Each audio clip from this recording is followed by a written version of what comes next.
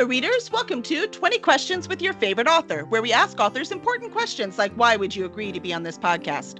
I'm Kelly Lynn Colby, editorial director at Cursed Dragon Ship Publishing. Our guest this week is Mark McCray, novelist and animation historian. Mark is a podcaster, author, voice actor, and television host who has worked in the entertainment business for over 20 years. Mark's book, The Best Saturdays of Our Lives, chronicles how Saturday morning became a competitive business. He's recently penned his second novel, which combines his lifelong passion of comic book heroes, true-life ghost experiences, and magic elements which come alive in his Afrofuturism novel, The Paperboy, Dimensional Adventures. If he's not your favorite now, he will be after. Yay! Welcome, Mark! How are you this evening? I am great. I'm fantastic. I'm so happy to be here to talk about my books and my career. We are so excited. 20 years in show business. Serious question first. Well, we'll start serious. We'll get fun later. Okay. How many of your psychiatrist kids have you put through college? Oh my gosh. Probably about 100, maybe. I don't know. I just surviving 20 years in show business. That's madness. Oh my gosh. Yeah, it is. It really is. Well, here's the crazy part, right? So when I first went out of college, I got a job in television right away. And I was working in master control and doing camera work for about 2 years and really hated it. And I wasn't getting paid what I, thought I should get paid. And decided to leave, got a job that actually paid double, but it was not entertainment. And I realized very quickly, I said, maybe I shouldn't have left that really nice TV job. But money might pay the bills, but it doesn't pay the soul, does it? Exactly. So I had to find a way to get back in, but I wanted to get back in under my own terms. And one of the reasons I wanted to work in television in the first place was because of my love of cartoons. And I felt the reason I didn't like that TV job was because it had nothing to do with animation or cartoons or comics or any of those things. That's funny. So is that what drew you to the business more? It was that was your real passion, was the animation part. Right. So I basically had to wait for like companies like Nickelodeon and Disney and Cartoon Network to actually start businesses where they were broadcasting 24 hours a day to get my foot in the door.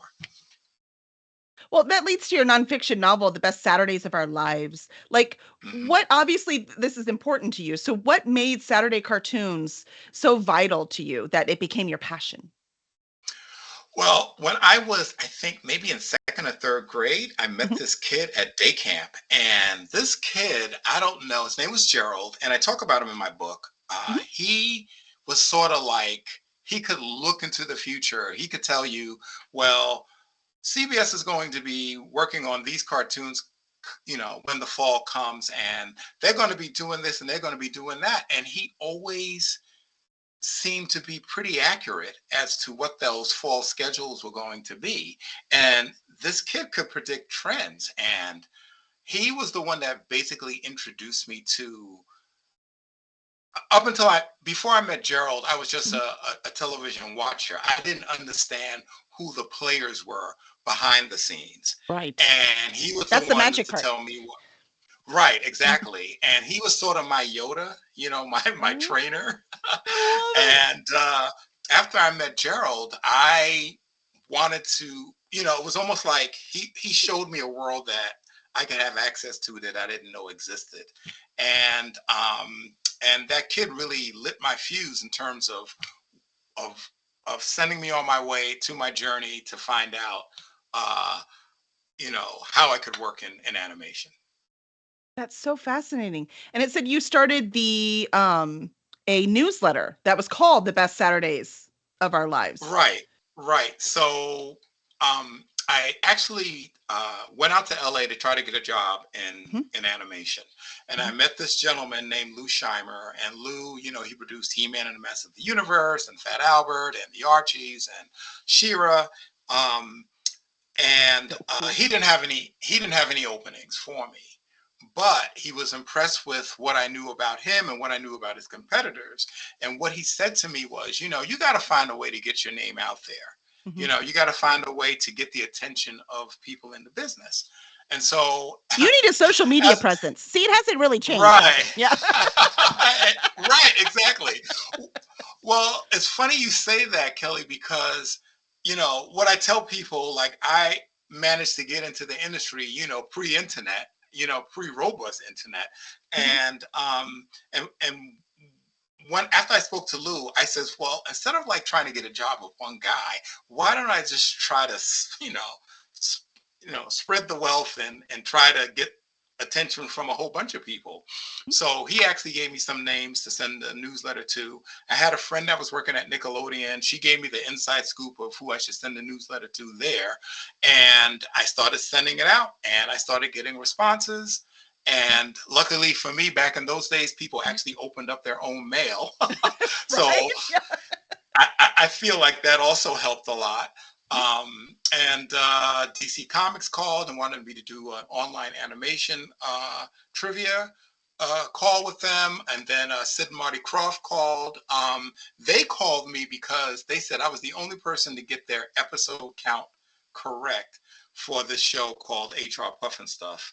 There was a live action series that ran on Saturday morning back in the day. And someone from there, this guy named Joe King, this executive, he Mhm. actually started mentoring me and teaching me the TV business and teaching me how syndication works and letting me know, oh, well, when the network stopped calling you, that means that they don't want your show anymore. Like little Mm. inside things about Mhm. TV and how much money has to be put up for syndicated shows like a He-Man or Transformers or G.I. Joe, the Real American Hero. That is so cool. So much information. Yeah, Spike had said that you should have wore your shirt. I'm like, no, then we would have just talked about all the characters and not enough about Mark. That wouldn't have worked.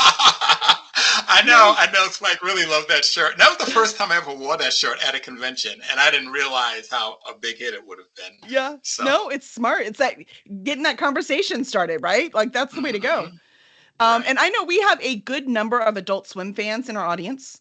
hmm Surprise, surprise, we're a bit on the geek spectrum around here. I was wondering what changed with. So we talked about a lot of like the children's programming, right? Not that adults don't like it, let's face it, but that's not who they were intended for, right?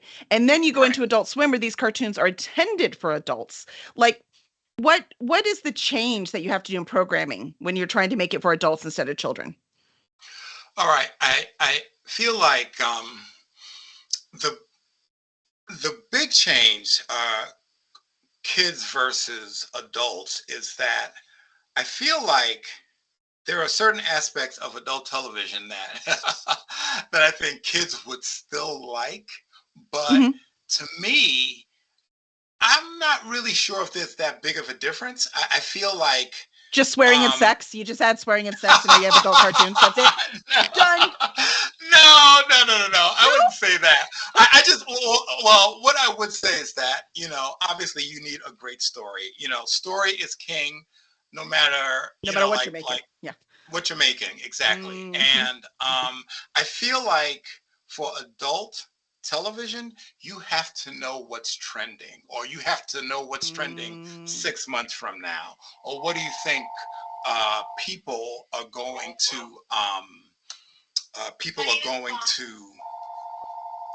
wow, my phone is ringing and it never rings. It This totally is got you so off guard. You're like, I have no idea what he's yeah. talking about. I Right, just right, missed right, it. right, right. Okay, yeah, because I have this. I still have a landline, and it never rings. But Okay. yeah. So you have to know what's happening 6 months, or even a year down the pipeline. You have to anticipate what people are going to want to watch, whether it's streaming, broadcast, or So you need that Gerald cable. guy. Right, exactly, Hmm. exactly. And I feel like if you could figure out what that trend line is going to be, you're going to definitely stay ahead of the crowd. And also, um, it's not such a bad idea to just do something a little wacky or a little original.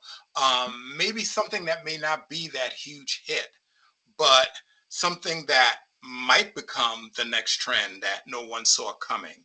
And so, in my opinion, it's like you need you know, like for every Family Guy or Rick and Morty, Mhm. which are successful, adult television shows, you sort of need that wacky indie animated. They curse too much. There's too much sex going on. That may become your big breakout hit because, like like shows like Squidbillies and Aqua Teen, they didn't necessarily start out as these big, huge shows. They were sort of outliers, but they had, but because the network, because Adult Swim was like running on, because shows like a Family Guy was helping Adult Swim with ratings, it allowed a show like Squidbillies and some of the other in-house animated shows to grow Do a little more and get a experimenting and find fan their audience. base. Yeah. Exactly, Mhm. exactly. And by the time I got to Adult Swim, like Squidbillies was like a huge show and was doing really great ratings. But because of that strategy, of Mhm. like, okay, we're going to give people everything they want here, with a Rick and Morty or Robot Chicken Mhm. or Boondocks, and then we're going to have a little show that Our little love maybe a little. project. Right, exactly, exactly. And Yeah. on the kid side, there's a Mhm. bunch of rules, um, too many rules, if you ask me. uh, and although animators have snuck in things, which we can get into a little later, but uh, it's about entertaining the kids with a good story Mhm. without maybe using words like calling someone stupid or being Oh, right. offensive. Yep. Um, there's a lot of that. Like for a while, there was a certain backlash against Cartoon Network from moms because moms trusted Disney and Nick more than they did Cartoon Network because shows like Ed, Ed and Eddie, the kids who Ed, Ed and Eddie was one of my favorite shows, but a lot of Mhm. parents felt like those kids on Ed, Ed and Eddie called each other names too much, and if once parents pick up on stuff like that, then the next thing you Death know, toll. well, I'm not right, exactly, exactly. And so, you have to find the right balance. And Yeah. sometimes with kids, they just want a silly show, like a show like Teen Titans Go, which Cartoon Network, runs all day, every day. But it's silly and it's fun and it's relatable.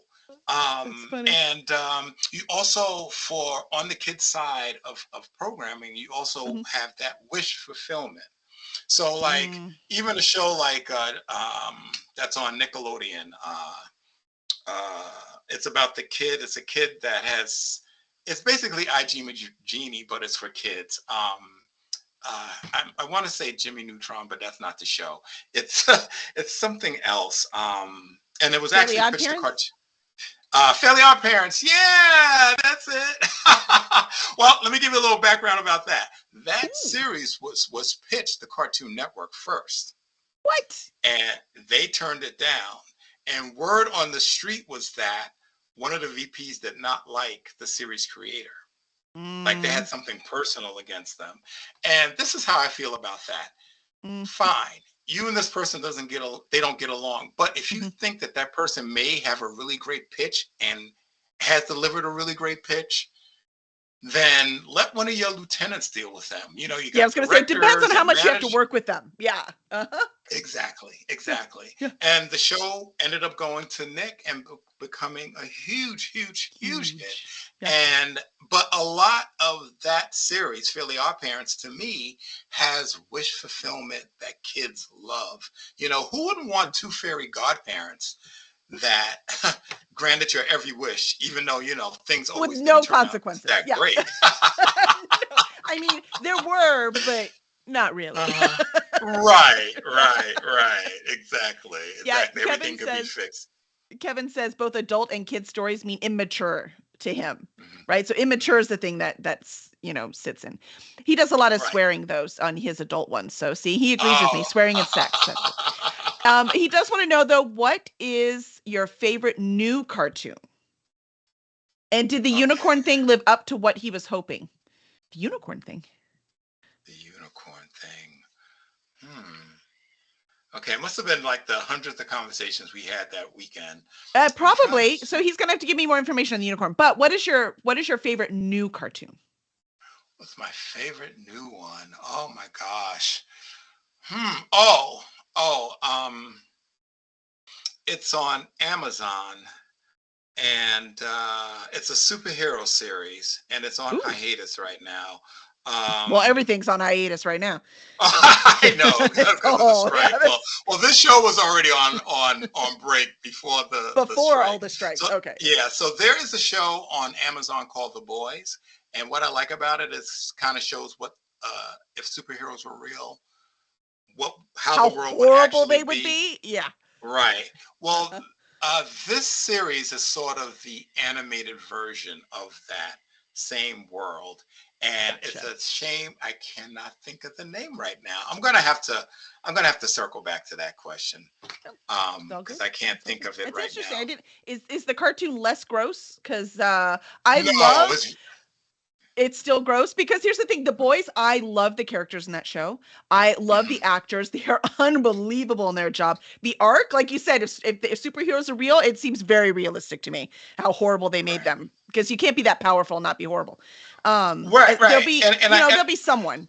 But so that whole thing, but there are parts of that are so gross. I'm like, nope, not watching. Let me know when it's done. Let me know. Okay, okay, cool. We're good.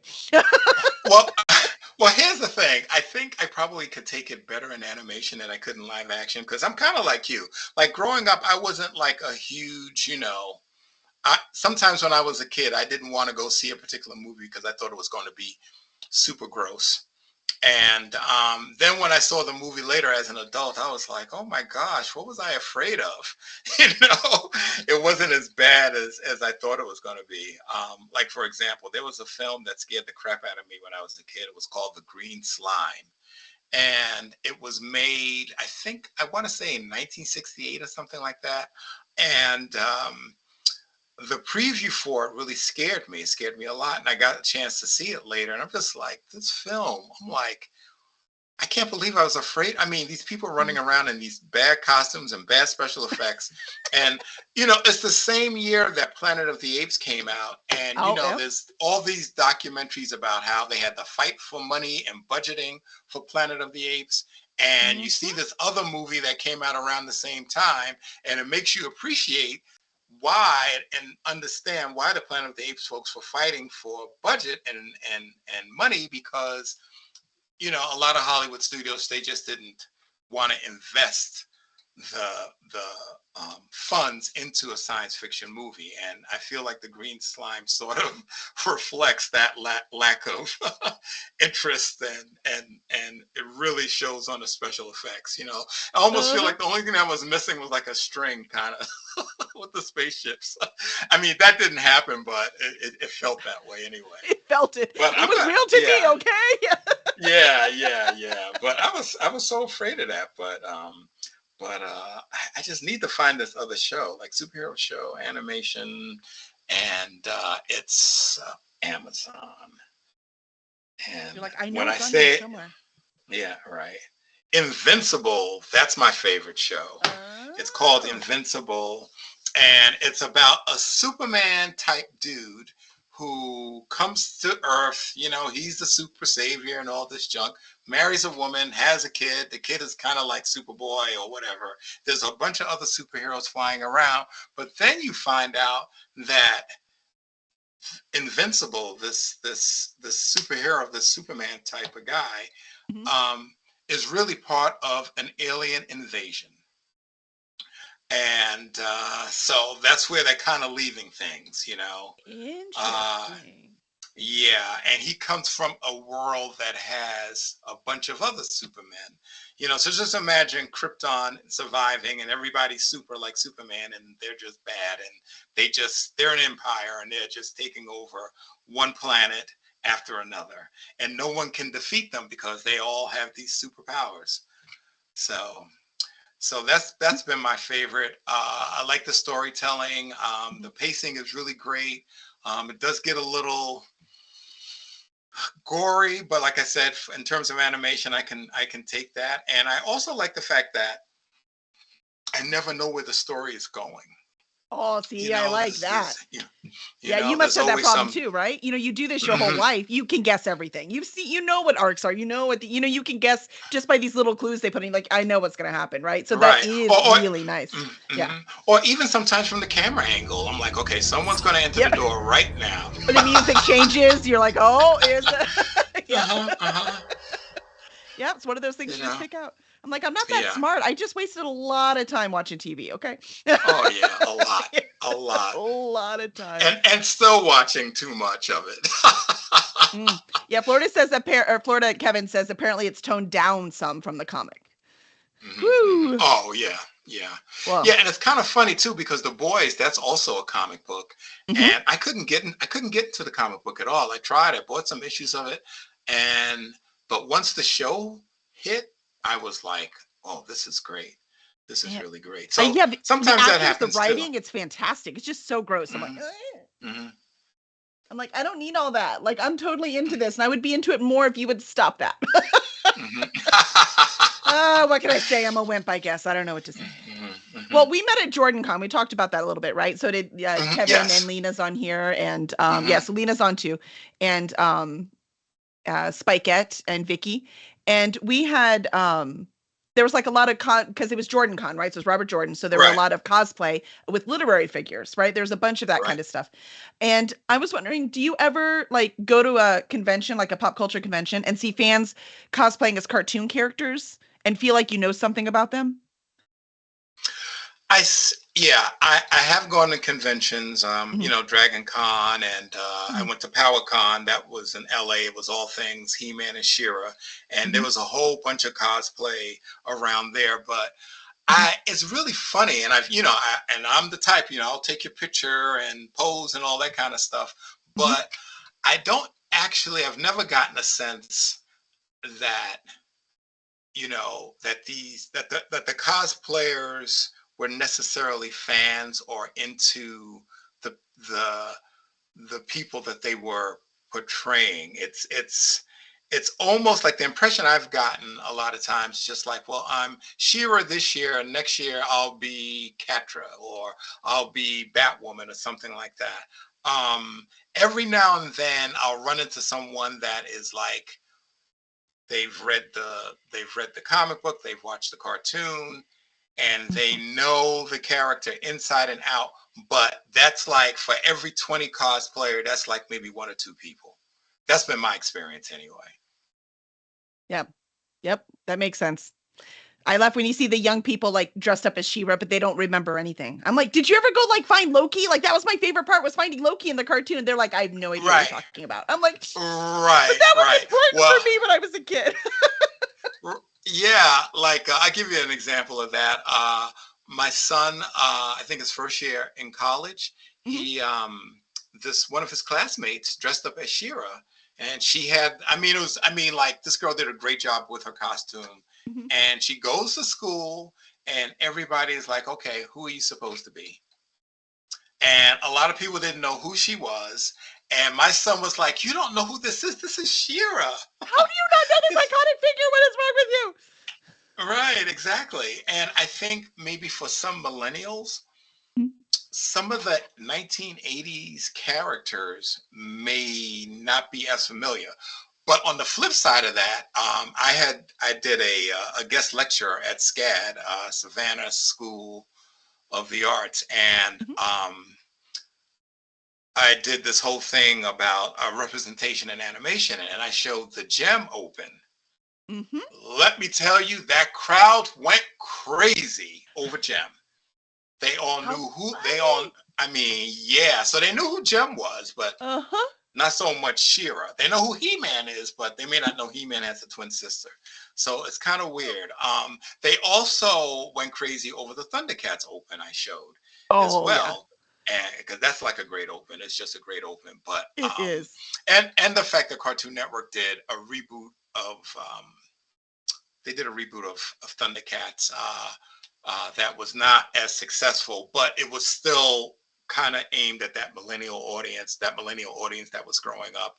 And Cartoon Network also did a reboot of He-Man, I think in 2005, that also was aimed at that millennial audience too. So I feel like those characters were They're probably because they were perennial. reboots.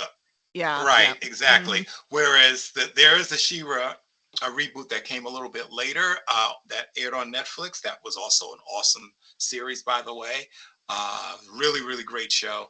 Hmm. Um, but I mean, I'm sure millennials know about that, but um, this, like the incident that happened with my son in school and this girl dressing up as She-Ra, the She-Ra Netflix series had not been rebooted yet. Released yet. Right, exactly. Hmm. But I, I'm not sure. I mean, what comes after the millennials? I can't.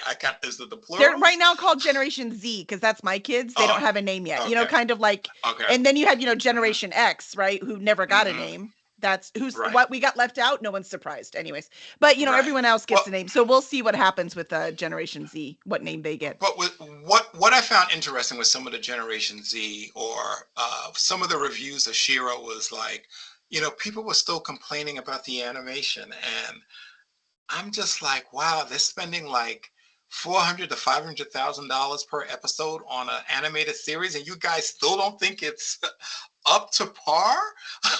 I don't get What are it. you talking about? Right, exactly. But That's again, because they play in my those opinion, video games, and those graphics in some of those video games are unbelievable.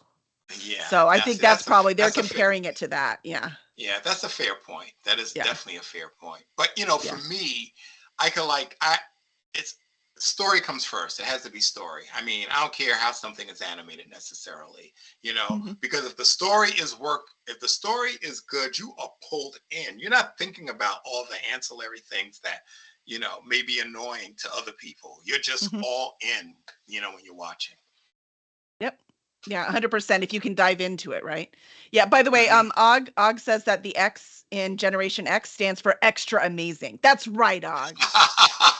Exactly it. 100%. He also said Thundercats were awesome because of course they are. Yeah, I mean, who doesn't want, talking cats with abs and stuff? I mean, that had right, everything anyone could ever want. right. Um, I loved him. The funny thing is, I don't know what it was about that show that really hit hard for me, but it did. I freaking loved it. Hmm. I should probably I, go I, back I and watch it and see if I can figure it out. I feel like the 1980s, which, I'm working on a new book that's going to focus on the 80s. I feel Mhm. like the 1980s was definitely a special time. And I also feel like the reason why a lot of the reboots of those 80s programs didn't work was because characters like Snarf and Orko were kind of like pushed to the sidelines. And Mm, while the older kids of the demographic may tolerate those sidekick characters, the mhm, younger kids, like say 6 7 years old, they love characters like that, and they were sort of like the charm of the series. And once you kind of eliminated that, kind of circling back to difference between adult and kids programming, um, I feel like those shows were sort of, awesome animation, but there was no charm or any heart to any of those rebooted shows. I mean, it's just a theory. And I feel like those sidekick mm. characters that everyone likes to roast, including Scrappy Doo. Oh, they That's just what they were straight on. up They were ate talking about Jabba Scrappy. Jaw and Scrappy Doo. Yep, the audience is with you. They get you. Uh-huh. you know, but there was a certain, well, Scrappy excluded, but like there was a Mhm. certain charm that I think some of the sidekick characters bring to the series. And, I guess once you make things all hardcore, the kids are just not going to be as accepting. It just makes a more dimensional story, right? So Hmm. maybe Hmm. that's it. That's very insightful. It's a good point. Well, I have to say we had a ton of fun talking at the convention, and are having even more fun now. So I love it. I'm so glad you agreed to be on because I'm like, oh, I want to get him on the podcast, and he was like, why have this nonfiction book? I'm like, oh, we only interview spec fic, but then I saw that you have the Paperboy, and was like, jackpot, I'm getting him on. That's it. He's mine now. Right, right. So thank you for agreeing to be on. Hmm. And so I do want to talk about Paperboy. And didn't you say that Yes. real events in your life inspired this book? Yes, and so like back in the 1980s, my family and I we moved into this awesome brownstone apartment, and um, after we were there for a while, we sort of noticed some weird things going on, and my landlord, he lived in the building. So they lived like in the first floor in the Apollo level. Then it was a Hmm. second floor apartment. We lived on the third floor apartment. Okay. And he said there's an old house and just some unexplainable things would go on. Hmm. But as months and years went on, like a lot of unexplainable things would happen. Um, and I seem to be the target most of the time. Like my wife and my son seem to be unaffected. Although, and I do write about this in the book, something did happen with my son one time where he actually, now my son, Jomar, when he was little, he was afraid of Hmm. the dark. He was a little kid, and Normal. Yeah. yeah, and It's well, even smart. There's scary things in the dark. right, right. Well, let me tell you, he climbed out of that crib and came running into the bedroom because something had freaking spooked him back there. And Wow. he must have been scared to run in the dark into our bedroom, And so that happened to him one time. But for the most part, it was things that affected me. And then the other thing that happened, this mysterious neighbor moves in downstairs in the second floor apartment, and we find out later that she's a card carrying voodoo lady, supposedly. Um, and Literally card everyone, carrying. yeah, yeah, like everyone in the house after she moved in got sick, you know, except for my son, But like the landlord and his wife, they got sick. My wife and I, we got sick, and I was just like, there's something going on here, Was she bringing you cookies? I mean, No, no, no, she didn't. She did offer my wife some food, but my wife, she accepted it and then like threw it in the did not eat garbage. it. She was like, Like, right, oh no. don't eat it. Exactly, exactly. And then another time she had all these people come over and they must have had a zillion candles lit in the apartment. And this is what my landlord was telling me. But they were making a lot of noise and stomping. And the landlord came up and told her that they had to tone it down. And he said that if any one of those candles would have fallen down, he said the whole brownstone probably would have burnt down, you know. But he said if looks can kill, she just gave him this crazy look. But anyway, but the other crazy thing was I had a dream about this woman moving in too. That was the other part. I mean, a lot of this stuff is in the book, and I don't want to give away everything, but it was a lot of Ooh. strange things going on. And I was at a Jordan Con like maybe 3 years ago, and I was telling another author everything I'm telling you. Mhm. And she says, Mark, this sounds like a great book. You should write it. So that's where I got the So idea. you did. Yeah, so I did. That's But here awesome. was the, so writing the haunted house pieces of the book, that Mhm. was the easiest part to me because a lot of that was, all those stories were in my head and it was sort of easy for me. But that basically represents the middle of the book. I didn't really have a beginning and I didn't have an ending. And so when I was in middle school, like I said, I was heavily into comic books. I still am. I had created these two superheroes, the Paperboy and this other hero, the Master. And the Paperboy, he sort of had like Superman's type strength and stuff. And I found the old comic book. I still had it. And I decided to flesh out the Paperboy story and give him a proper origin and put him into this story with the haunted house. So it That's is so actually cool. the Paperboy and Mhm. his family are moving into the haunted house, and then the Paperboy sort of at a disadvantage because he has lost his powers. He tangles with the wrong villain, loses his powers, and so now he's just a regular guy again. And now And stuff's happening he could really use his powers with.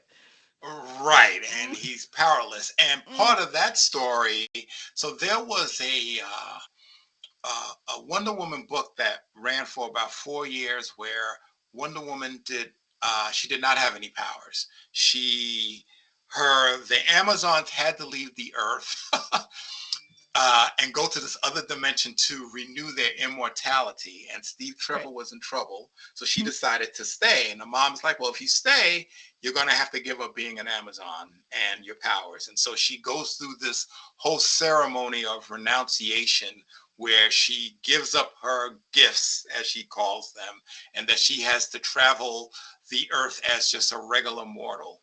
And she resigns from the Justice League, and she ends up moving into like the bad part of Gotham City. And it was, I mean, the story really started out really great, Mhm. and and I always thought it was cool. Well, what would happen if, like, you're the most powerful person on the planet, and then all of a sudden you're powerless, you know? And so I wanted to bring a little bit of that into the story where the Paperboy character is having, some type of crisis as well. And so once I got the Paperboy's origin story sort of fleshed out, um, I started adding some of my other characters. And so there was a woman who became a really good friend, still a good friend, who was from Australia, and she was living in the Bronx, and I was living in Brooklyn at the time. We met at a party, and she was a photographer, and I'm flipping through her photos, and one of my friends is in the photo, but she didn't know this You're guy. like She small said, world. right, exactly. And so like we became really good friends. And she's another person like a lot of weird things would happen with her, but it was always good and positive things. And so I Oh, always thought that she would make a great character. And so they're both in the book together. And that's cute. so it's just like I said, I started fleshing out, some of these characters and stuff. And then when, again, not to give away too much, but when you get to the end, near the end of the book, the Not to give away paperboy too sort of much, but everyone dies. Oh, sorry. let's That's what I was hearing in my head, let, so I had to say it out loud. oh, I know. Well, believe me, it was something that did float around in my head for a while. But anyway, uh, the paperboy sort of transforms into a different type of hero. He's so Smart. he goes from paperboy to not having any powers to sort of having something happen. But I'm not going to say. You just Sure. have to read the book and find out what that is. But so it was kind of fun being able to take these characters from middle school and flesh them out and put them in the story and create this universe. And I've already done the outline for the sequel to the Paperboy as well, and working on this 1980s book. But yes, it's a lot of fun and a lot of praying, hitting those deadlines and all Yes. that stuff, because one of the things I learned, like I wrote the first book, the Best Saturdays of Our Lives, because I had gotten a call from Warner Brothers, and they wanted me to do, they were talking to me about doing, like the DVD extras that they have sometimes, and they Oh, wanted that would be they wanted me to do. cool. Yeah. Yeah, that's what I Uh-huh. thought, right? Yeah. So they wanted me to do Josie and the Pussycats, and I was recommended from someone on the Warner Brothers side, Mhm. and but it was just a courtesy call. They didn't want to pay for my airfare, and they didn't want to pay for a hotel, and it was just like, oh, I'm calling you because someone said you were good, and I said I would call you, but we don't have any money, you know, to have you do this. And I would have been willing to do something audio wise on the phone, Mhm. but they were not interested. And then they called again and said, and this was supposed to definitely, this was supposed to be like, okay, well, now you're not qualified to do it, but they called and said, we're not going to talk about the Josie and the Pussycats cartoon. We are instead going to talk about Dan DeCarlo, the man that created the Josie comic book, and his legacy as an artist at Archie Comics and his work at Playboy. And I said, well, I know Dan DeCarlo. I met him in 1992. I know all about his legacy at Archie Comics. He is known as a good girl artist, and a good girl artist is an artist who can draw a woman very beautiful and very sexy, but not dirty. And he's supposed, yeah, so he's one of those. And there was like silence on the phone because I don't think the person, like, oh, like this call was supposed to knock you out of the running, And now you're telling me you know more than the people that I'm going to pick That I'm for this already thing. interviewing and paying. Wait a minute. Right, right. But it was a good experience because it lit a fire under my butt. I says, well, it's one thing to be recommended by Warner Brothers and to know that people know that you know things. But if you don't have anything to back it up, what's the point? You're just another talking head or a talking nerd that, there's millions of people like that out there. Has an So that opinion, gave but me, not the actual experience with the creators. Yeah. There's big right, difference. right. Right. Yep. So that was the reason I wrote the first book. But then, so I wrote it, was successful, opened up a lot of doors, a ton of doors that I didn't think would open, things that I didn't even think about. And they might even buy you coffee now. Right. I mean, airplane right, tickets still out, but coffee. Well, and then the book came out. The first book came out while I was still at Adult Swim, and it was like a certain level of respect for me just went up here that I was not expecting. And Look, writing so a that book was is hard. yes, It's hard. It's so hard. yeah. So that was the good news. But what I also learned at Jordan Con was that when you go to conventions, people are always looking for your next book. Yes. And all the advice that I got from people, that was the one thing that no one ever told me, that once you write And now we will never get that advice. one book, the advice is lost into the ether. right. It is gone. Sorry, you frozen, Mark. That's hold on. Give us just a minute. Right when you were about to give the life-altering advice, it froze. Oh. Actually, that was perfect timing. I love that. Okay, so the one thing that no one ever told you was that once you become an author and you start working a lot of the book conventions, that people expect you to continue to write sequels and to write more books. And I didn't know that. Now, so that, no one in my circle, gave me that type of advice. And I think if I would have known that, I would have been, as soon as the first book was done, I would have been working on the next book and working on the next book, but again, lesson learned. And it was actually someone at Jordan Con that told me that, I was going to say, you didn't talk to enough indie publishers then. That's what that was. Because we'll tell you right now, you want to sell book 1, you better write book 2. That's exactly. You want to sell book 2? Well, get on book 3. Let's go. Right. Yep, Right. 100%. So yeah, so I get that. And, and I think it's a good thing.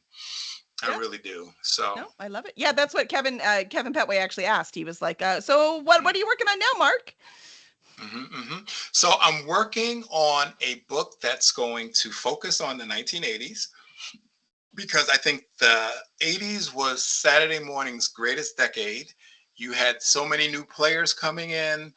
You had a lot of international players who were sort of locked out of the US market that were able to sell a lot of their animated cartoons. And then, like the industry was on, you had Saturday morning, you had weekday afternoon, you had weekday mornings. There were instances where He-Man and She-Ra, there were so many cartoons that some independent stations they couldn't air like He-Man and She-Ra like Monday through Friday. So they aired all 5 shows on Sunday mornings.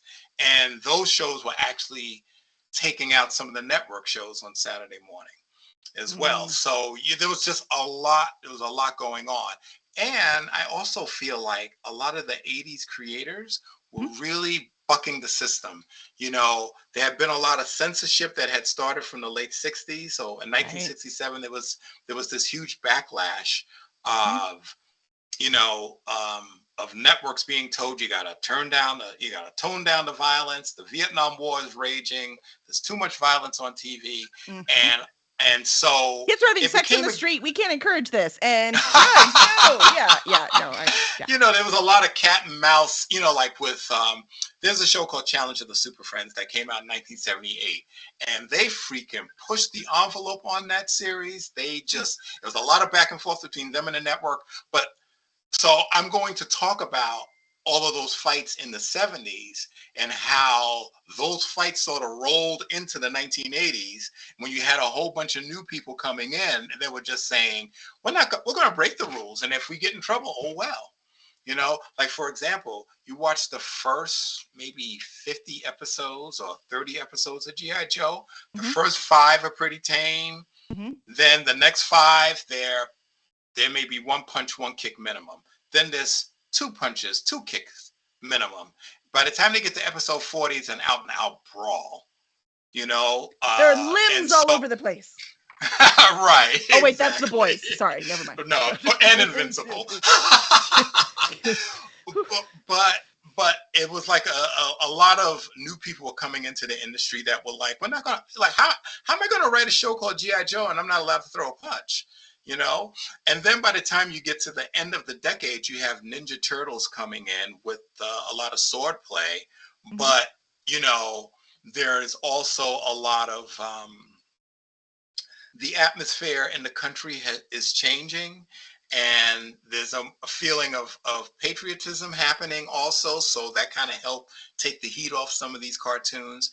And the Reagan administration, they're the ones that really opened the door to the toy shows, because he appointed this guy named Mark S. Fowler, who was over the FCC, and they freaking deregulated kids programming. So that opened up the door for your He-Mans and your G.I. Joes and Transformers to come in, because prior to the 1980s, they were considered 30-minute commercials. Like there was a show in 1969, it was a Hot Wheels animated series, and a competing company went to the FCC basically saying, how can my toy, Johnny Lightning, compete against Mattel Hot Wheels when they have a Saturday morning show on every year, every Saturday? And the Hot Wheels cartoon didn't feature any of the toys or the products or anything. It was, and in fact, taught, driving rules. Hey kids, make sure you buckle your seatbelts when you get in and all that kind of stuff. I mean, it featured teenagers and there were races, but they also emphasized safety, and no toys were being, pushed or pimped out or anything. But the FCC ruled that Hot Wheels was a 30-minute commercial, and that rule stuck until the 1980s and the deregulation with the Reagan administration. So that also. And then we got all the toys all the time, and I think I owned half of them. And there's still rules though. Like for example, if you're airing Scooby-Doo, you cannot show a Scooby-Doo toy. Like that rule is still in effect, and that rule was established back in the day. I did not know that. Right, and if you do like 1 year, Nickelodeon, they aired a SpongeBob. They aired a SpongeBob promo during SpongeBob. Wait! No! It was a SpongeBob Happy Meal for McDonald's. So it was McDonald's, so they weren't paying attention. Yeah, Right, but underneath in small print, it was pushing to a SpongeBob special, which violates the rules. Oops. And so here's another thing that goes on. If Cartoon Network is watching Nick, they will tell the FCC, hey, Nick just broke the rules, and vice versa. And if you get caught breaking the rules, it's $1 million fine. Oh, that's so funny. We're like, yeah, we're going to watch you competitors. See, that's why it's better to be in the publishing world. We don't do that nonsense. We're fine. Nope, we're good. So, no, I like that. I like that a lot. Florida Kevin says it sounds like it's going to be a fantastic book. Oh, thank you. Yes, I'm having a lot of fun writing it, and I'm going to. The goal is to tie everything together. How things that happened in the 60s and 70s sort of affected the 1980s, and why the 80s was sort of like these radical wild men that were, making kids programming and just trying to push the envelope as much as possible. And the fact that, like, I have a lot of 80s DVDs and with a lot of extras, and all of these guys were competing with each other, even if they were not, like if someone was working on He-Man, they had friends that were working on G.I. Joe, and they would talk about what they're allowed to do and what they were not allowed to do. And so sometimes with all this talking going on, it inspired people to, well, if they got away with that on G.I. Joe, we're going to try to get away with that on She-Ra, you know? How funny. And man, I was just a 10-year-old kid eating it all up. I didn't care, man. I was enjoying it. Let me tell you that right now. Right. So made for great TV. Yeah, it did. And Og wants to know, it sounds really interesting. When's it coming out? Do you know when you're going to be done with it? I'm hoping by spring of next year. Sweet. By spring of. You have to let us know and we'll share. Yeah, I would love to share for sure. Ooh, definitely. We have like 5 minutes left, Mark. So hold on. So, ready? We're going to do the lightning round. All right, let's real quick. Okay, ready? Yeah. What weird thing do you collect?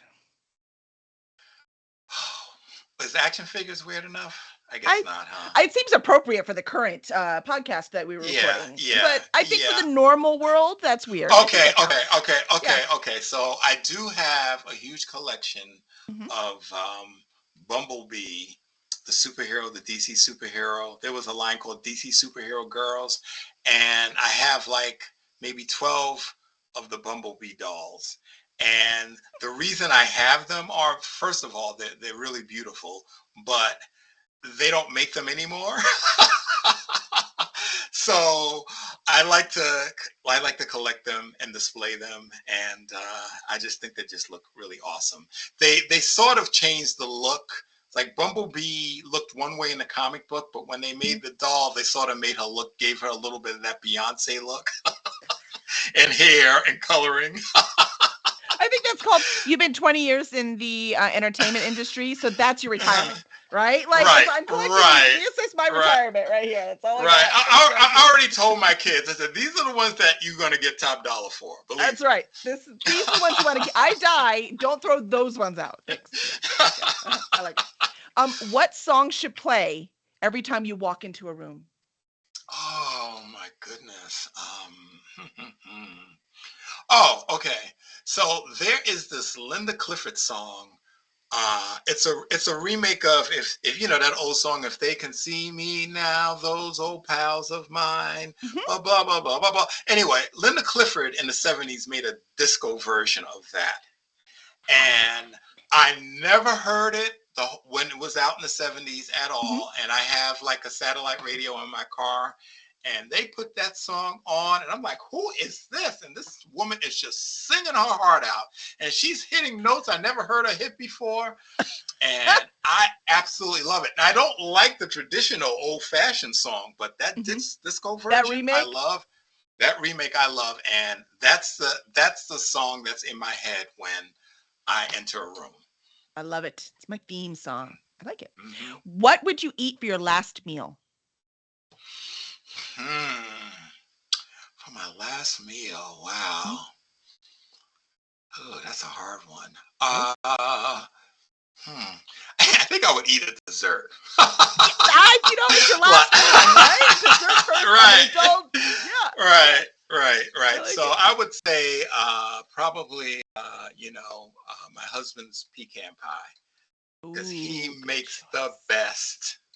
Are they whole? Are they whole pecans, or are they chopped up? Yes, they're chopped. They're mostly chopped up. Yeah, I like it better chopped up. Yeah. And when I eat it really slow, and it just melts in my mouth. And I just want to savor it. You're like, this is it. It's the last thing I want before I die. Right. What was the last movie you saw in the theater? Black Panther. And funny story. So there was a family sitting 2 rows behind us, and the family, I guess they couldn't get a babysitter, and they brought this 2.5-year-old kid in. And when I saw this kid come in, I'm like, okay, this is going to be interesting, because this is a 2.5-hour movie, and let's see what happens. And the kid not aimed for children. Right. He was good for about the first. Right. He was good for about an hour, and then it was like, I gotta go to the bathroom. When is this movie gonna end? And I'm just sitting in my seat cracking up, because I knew that was gonna happen. I mean, it wasn't to the point where they were bad. The kid was bad, but it was just but like, he was a come kid. on. Right. What do you expect was going to happen? Yeah. Yeah, sometimes decisions make me laugh too. I'm with you on that one, 100%. I'm like, I'm not judging, but I'm judging. So what is your Mm-hmm. favorite flavor of ice cream? Hmm. Okay. Well, I don't know if it counts as ice cream proper, but orange sherbet Oh, that's good. No, is my that works. favorite. It works. It's Mm-hmm. Hmm. frozen. It's in the freezer. I think that counts. I like it. We've only had a few Yeah. fruit ones, so I like it even better. We need some fruit Yeah. in this answer of this Right. question. And a funny story about that too. I was at a supermarket one time, and this older guy, he was like, kind of short, and he said, "Excuse me, sir, can you, I got to bring the right orange sherbet home for my wife, and if I bring home the wrong one, I'm going to be in trouble." And he couldn't see which one it was, and I said, "Well, this one says this, and that one says that." And he goes, "Well, that's the one my wife wants," and he just kept thanking me. Because it was like only two left and they had it like way in the back. If he was smart, he should have just bought them both. I mean, come on, you never know. He was, well, I don't know That's which one you right. want. I love you. That's hilarious. Mhm. And because Og is on, I would like to know, can zombies climb? No, No, they can't no, climb. zombies I can't. don't think so. Sorry, Og, you Mm-mm. still have to get his book. Because yeah, so here's the thing. Uh, here's the thing. Like anytime we're taking road trips and I'm seeing these hills, like these houses way up on the hill somewhere, I said, see, there wouldn't be any zombie issue because those zombies could never get up that hill at all. Or the homeowner would see them and just shoot them and they would roll down the hill or something like that. So yeah, so I've already had it in my mind that zombies can't climb. It's not going to happen. You're going to live on a hill, Mm, right. and that's it. Done. Right, right. A hill in San Francisco. that'll show that'll show those zombies. Worst comes to worst, you go to an island there. It'll be fine. Right, right. Awesome, awesome. Well, you have been a pleasure, Mark. Finally, where can fans find you and your work? Okay, a couple of places they can, for the best Saturdays of our lives, they can go to the bestsaturdaysofourlives.com or tbsool.com. For the Paperboy, they can go to paperboydimensions.com and they can get a signed copy of my book. I am also on Twitter as, I'm also on Instagram as Best Saturdays of Our Lives. I'm on Twitter as Mark MCTBSOOL. I know it's a lot. and You chose that and I'm title on, for the record. I know. Oh my gosh. Anyway, that's a whole nother story right there. But We'll have to have you back on. maybe like when someone is giving you advice about how many books you should write, they should also be giving you advice about website names and handles for social media. Anyway, I'm also on Facebook as Mark McCray. So those are the places, and I have a Facebook for Best Saturdays and for the podcast. The podcast can be heard on SoundCloud and Apple TV and Stitcher and other platforms. Oh, and Spotify too. Excellent, So excellent. and now the that Mark podcast, we talk about stuff outside of the book. excellent. I'm Well, sorry. yeah, like we did tonight, right? I mean, that was totally fun. Mhm. I need to sign up for your podcast.